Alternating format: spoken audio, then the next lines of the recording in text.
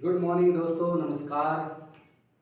देखिए दोस्तों, आज मैं आपके सामने जो टॉपिक डिस्कस करने वाला हूँ वो टॉपिक है दोस्तों भारतीय संविधान यानी इंडियन कॉन्स्टिट्यूशन के भाग। उनके संबंध में आज हम बात करेंगे दोस्तों।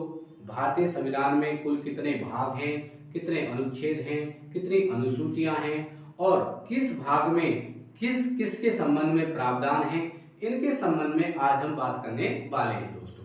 तो देखिए चलते हैं दोस्तों। देखिए दोस्तों, अगर हम बात करें भारतीय संविधान में कुल अनुच्छेदों की बात कर लें दोस्तों, कुल अनुच्छेद, तो कुल अनुच्छेदों की संख्या है दोस्तों 395। कितनी है दोस्तों? 395। उसी प्रकार दोस्तों अगर हम बात करें भाग की, तो भारतीय संविधान में भाग की संख्या है दोस्तों 22। और उसी प्रकार दोस्तों हम बात करें अनुसूची, तो अनुसूची वर्तमान में, देखिए मूल संविधान में दोस्तों 8 अनुसूचियां थी, मगर वर्तमान में भारतीय संविधान में 12 अनुसूचियां हैं। तो अब देखिए दोस्तों, अगर हम बात करते हैं भारतीय संविधान के भाग फर्स्ट में, तो भारतीय संविधान का जो भाग फर्स्ट है, भाग नंबर 1 है दोस्तों। तो इस भारतीय संविधान के भाग नंबर 1 में अनुच्छेद 1 से 4 तक, अनुच्छेद दोस्तों 1 से 4 तक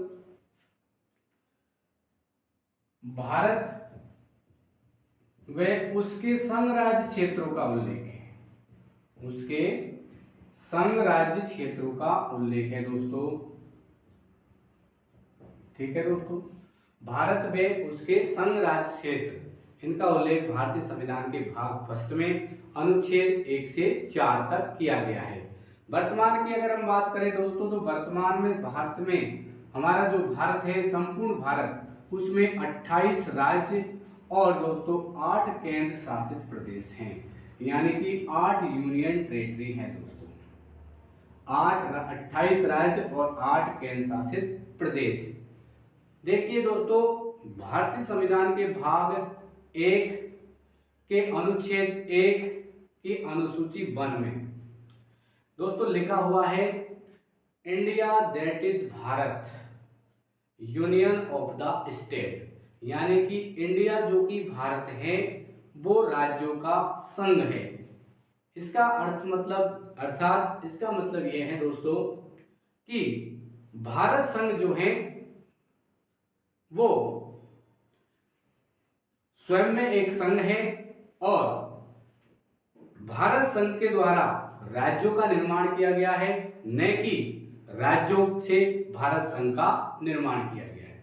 तो देखिए, अगर हम बात करें दोस्तों, इसी प्रकार से हम बात करते हैं भाग 2 की, तो संविधान का जो भाग 2 है उसमें अनुच्छेद 5 से 11 दोस्तों प्रावधान है नागरिकता के संबंध में, यानी कि भारतीयों को भारतीय होने के नाते जो नागरिकता प्राप्त है उसके प्रावधान भारतीय के संविधान के भाग 2 के अनुच्छेद 5 से 11 में नागरिकता के संबंध में प्रावधानों का उल्लेख किया है कि किस किस प्रकार से, कौन कौन से प्रावधान हैं जिनके आधार पर भारतीयों को नागरिकता प्राप्त होती है। मगर दोस्तों, इस नागरिकता के जो अलग अलग प्रावधान, जैसे जन्म के आधार पर नागरिकता का मिलना, स्थानांतरण के आधार पर, इस प्रकार के जो प्रावधान है, इनके संबंध में हम अलग से वीडियो लेकर आएंगे और उसमें डिस्कशन करेंगे।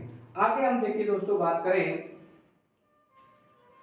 भारतीय संविधान का भाग 3, तो भाग 3 में दोस्तों 12 से 35 तक मूल अधिकार या मौलिक अधिकारों का क्या है दोस्तों?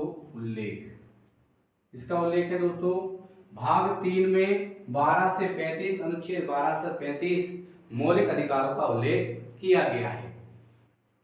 भारतीय संविधान में जब मूल संविधान बनकर तैयार हुआ उस समय दोस्तों भारतीय नागरिकों के लिए 7 मौलिक अधिकार प्राप्त थे, मगर 44वें संविधान संशोधन 1978 के तहत दोस्तों क्या किया गया, जो अनुच्छेद 31 में संपत्ति का जो मौलिक अधिकार था दोस्तों, उसे मौलिक अधिकारों की श्रेणी से हटा करके संविधान के भाग 12 में अनुच्छेद 300 के तहत एक कानूनी अधिकारों की श्रेणी में रखा गया है दोस्तों। तो देखिए दोस्तों, अगर हम बात कर लेते हैं भाग 3 की, तो भाग 3 में अनुच्छेद 12 से 35 मूल अधिकार यानी मौलिक अधिकारों के संबंध में प्रावधान है।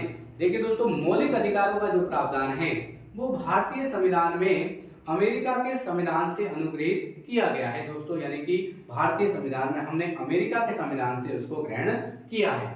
आगे अगर हम बात करें भाग 4 की दोस्तों, तो देखिए भाग 4 में अनुच्छेद 36 से 51 तक बात करते हैं, तो इसमें उल्लेख है नीति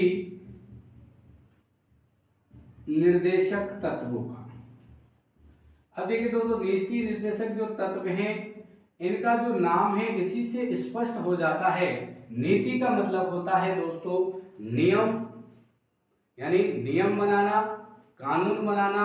तो हमारी जितने भी राज्यों की या पूरी भारत सरकार की हम बात करें तो हमारी जो सरकार है जब भी वो नियम और कानूनों का निर्माण करेंगी तो ये नियम और कानूनों के निर्माण में निर्देशन की भूमिका अदा करेंगे।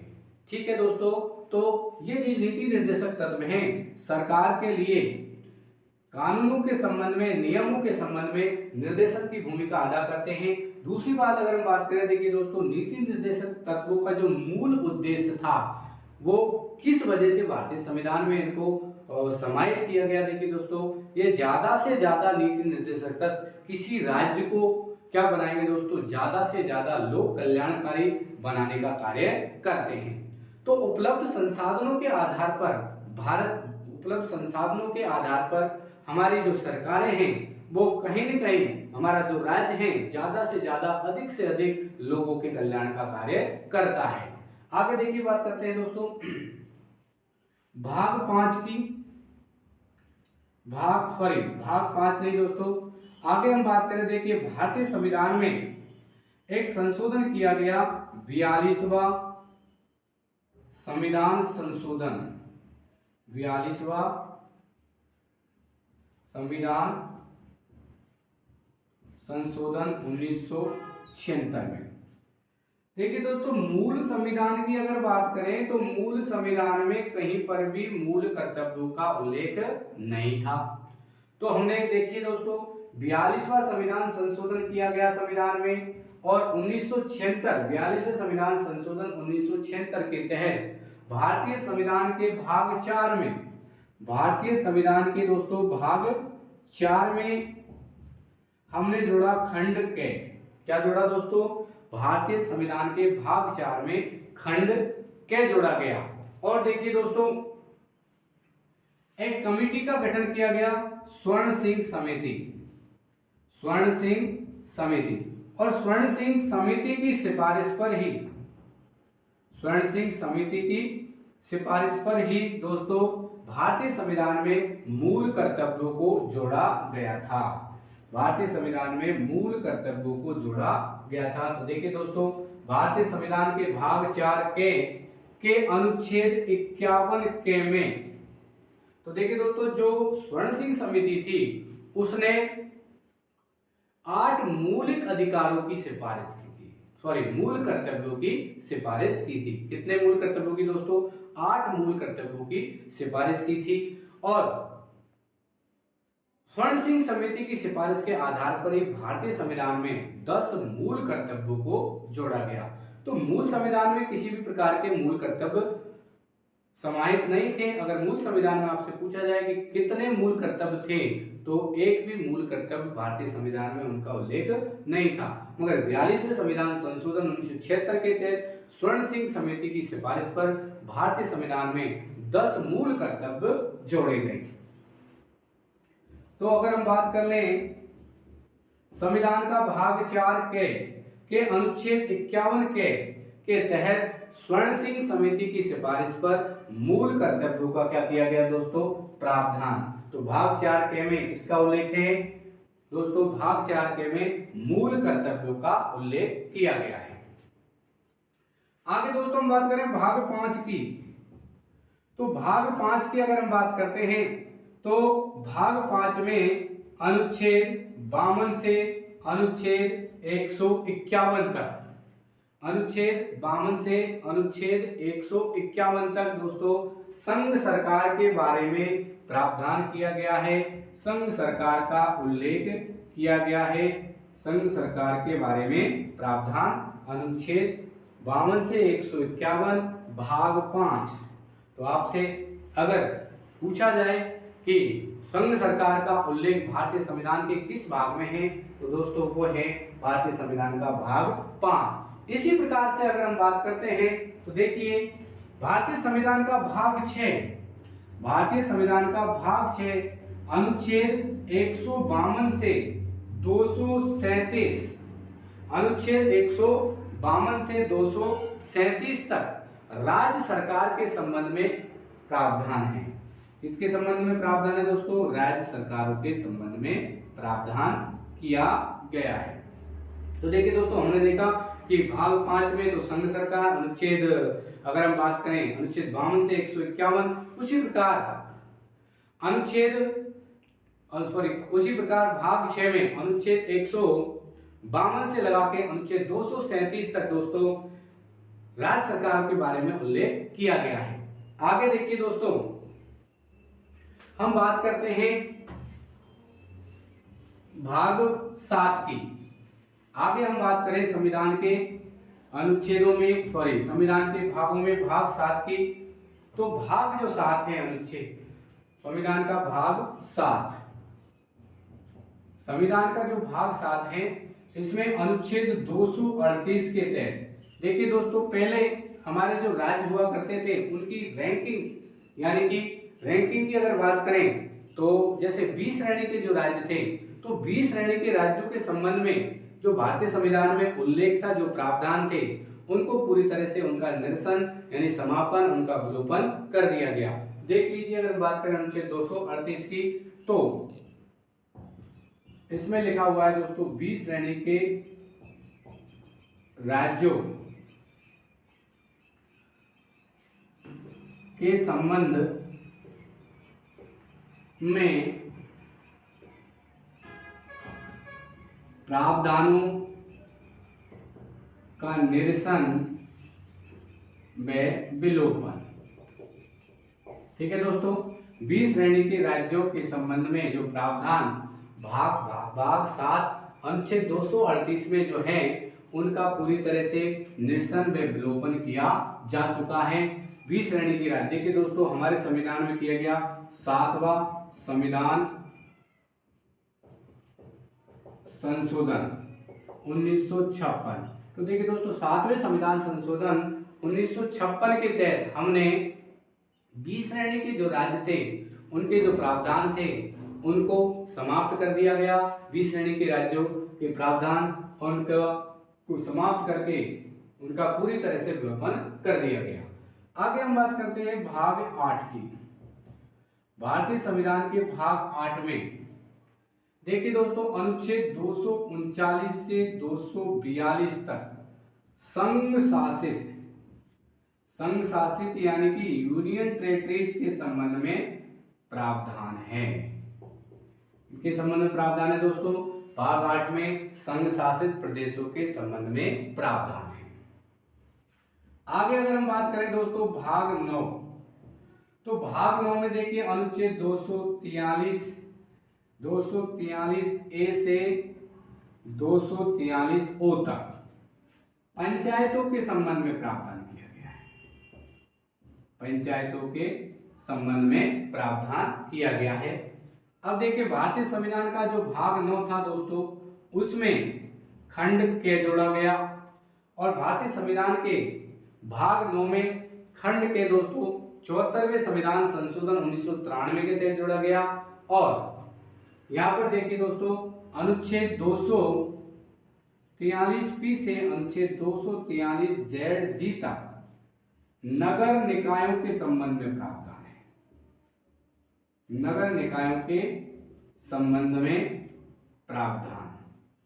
तो 9K के तहत भाग 9K के तहत नगर पालिका, नगर निगम, नगर परिषद, अगर हम बात करें नगर निकायों के संबंध में प्रावधान अनुच्छेद 243 से P से 243 ZG तक संविधान के भाग 9K में किया गया है।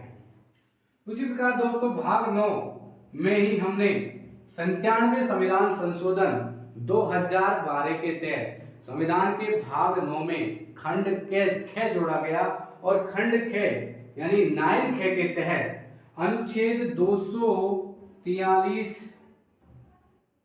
जेड एच से 243 जेड आई के तहत दोस्तों सहकारिता के संबंध में प्रावधान किया गया।